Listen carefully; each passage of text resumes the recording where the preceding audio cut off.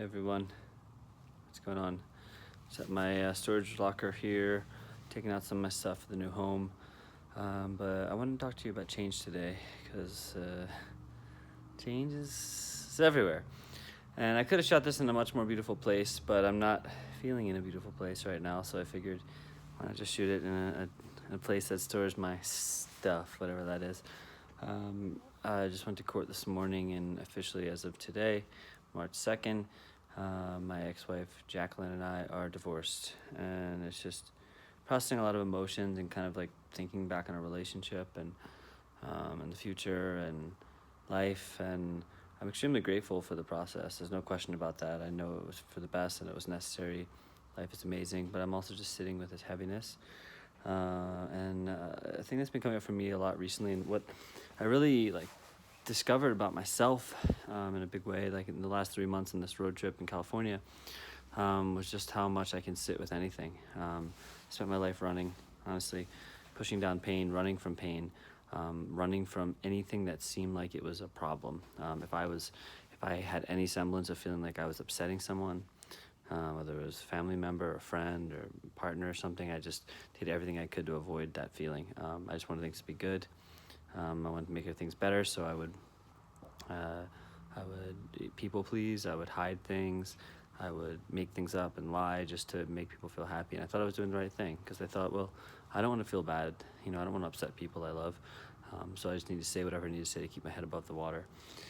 And it's been this past so often just really sitting with those feelings and recognizing, okay, pain is a sensation, sadness is a sensation. I don't need to run from them. I don't need to try to make things better. If something's bad, I don't need to try to make it better. Like, oh, I label it as bad in my head, then it needs to be good. That was like my thing. It's bad, it needs to be good. Okay, bad, good. What do I do?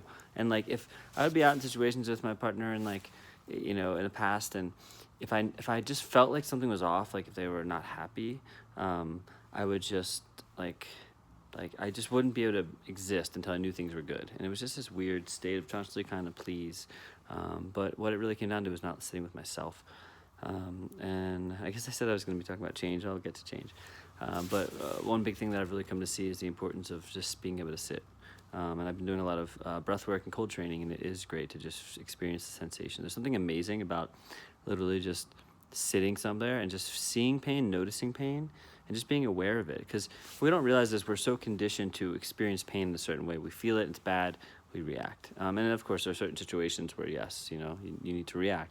But day-to-day life, when we're dealing with these heavy emotions, if we're sort of energetically running from them, we're not facing them, we're not processing them, we're looking at them as the wrong thing, we're just pushing them down and making them worse and worse. So if you're feeling something that's heavy, I urge you just to sit with it. Don't say like, oh God, I'm depressed, I'm upset that I'm depressed, or I'm mad that I'm mad, sad that I'm sad. Actually, we did this council circle yesterday, and someone was experiencing a lot of, basically where like 20 people got together and just kind of talked. Everyone had 3 minutes just to talk about what they were going on in their life, good, bad, positive, whatever. There was no feedback. It was just like a place to kind of hold that space. And someone was talking about how much pain they went through a recent breakup, and they had so much pain and frustration and anger and rage. And part of it was feeling like they couldn't express that rage, because I think when you feel like you're in this more kind of spiritual or whatever conscious community, it's this idea that like rage and pain and anger or whatever are bad. We need to like be happy and bliss and gratitude. And no, like life is about the human experience. Once you become aware of who you are and you take that first step to like being like, oh wow, I'm living in this false reality and everyone's a character, and and it's not real, and you start discovering what truth is and who you really are. That's just the first step. And then at that point, you experience what you experience, and the thing is to stay in the human experience. So that brings us to change. Change is necessary. The Buddha says that life is suffering because we hold on to things, and the moment they change, we feel suffering. And that's kind of the root cause of suffering. And I've been in that space for a while, so I've just gotten to this place where I recognize that change is change, and I've gotten good with the flow of it. When relationships change, when friendships change, when jobs change, when situations, physical, emotional, everything's just always in this constant flow. But the difference is I've been able to just sit with all those changes. So I notice something changing, and I can have like recognition and appreciation. Like in my marriage, I have nothing but love for my ex-wife Jackie, and I wouldn't change a single thing for the world. Even though it is always changing, I would not change a single thing. And I'm super grateful for it. And it was something I could not even imagine and believe. And now that it's over, I can have appreciation for that, but also know that I'm onto something new. I'm in a different space, and I'm constantly in a different space. I can sit with the sadness because I know eventually it will pass. When you sit with these feelings, it's like this too shall pass. When you sit with feelings, eventually they just shift. You know, a lot of times I'm not on here sharing because I'm not thinking on my phone. I'm just being in the present moment. And I was just noticing today as I'm kind of cleaning my locker room out, I'm like just feeling this heaviness, and just felt this calling to get on here and share, because I think it's easy to feel alone in this world. And one of the reasons I wrote the book Conversations with Your Best Friend, which comes out March 13th on my birthday. I'm excited about that. And click the link in the bio to pre-order the ebook, or you can get the regular one soon. Little plug. Truthfully, the reason I wrote the book was because I saw that there's a lot of people out there that just feel lost and alone. And it's easy to feel lost and alone in this world when things are changing, when life doesn't make sense. And it's just a book to remind you you're not alone, and to help you just dissolve the false self, and discover out what's beyond that. What's beyond living in fear, what's beyond living in our past conditioned beliefs. When we actually live in truth with alignment, what happens.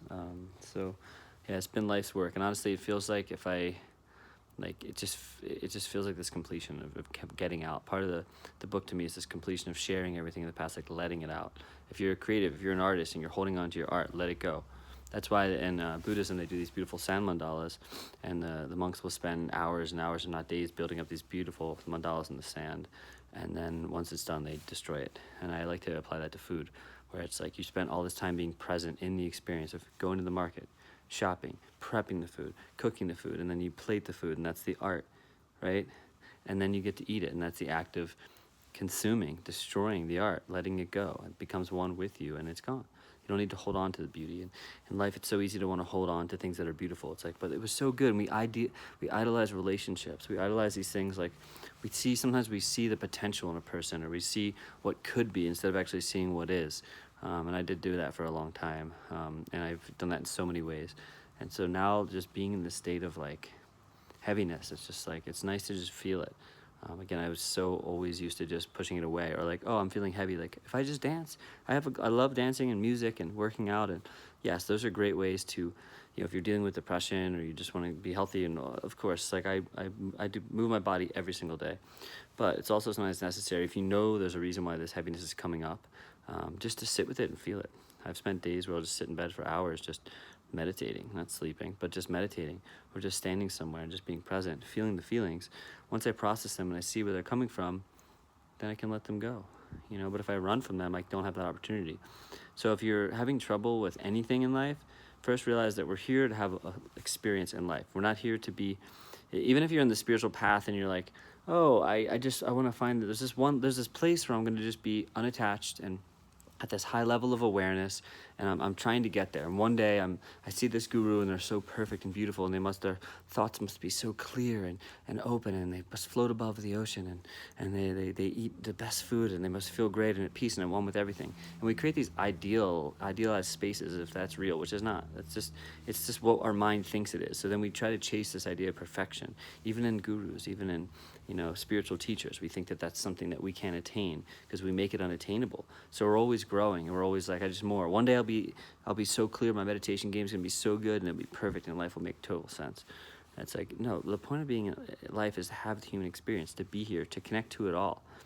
Like I said, when you dissolve the false character that you are and you live in alignment with who you are, well, it doesn't mean every day is great or everything's perfect. Just because life makes perfect sense to me, there's still things that I want to do. There's still things that, I struggle with in moments, and there's still experiences that are sad and painful and heavy, because I'm here in the experience of being a human, for now at least. And by feeling all the things that I'm feeling and dealing with the things that are coming up, I can just be present with them. I don't attach a label of good or bad or right or wrong. It's not about that. This is about like this sort of non-dualistic truth, not even sort of, but this non-dualistic truth of life, whereas most of us tend to live in, and I'll speak for myself, I lived in dualism in the past, this idea of like all these left and right, good and bad, right and wrong, opinions, beliefs, ideas. When you get away from that and you just exist in truth, it's hard to explain, but it starts with just accepting all that is and sitting with it. And when things change, Let them change. Go on to the next thing. Just flow with it. Don't hold on too tight. If you notice you're holding on to it, let it go. That's it for now.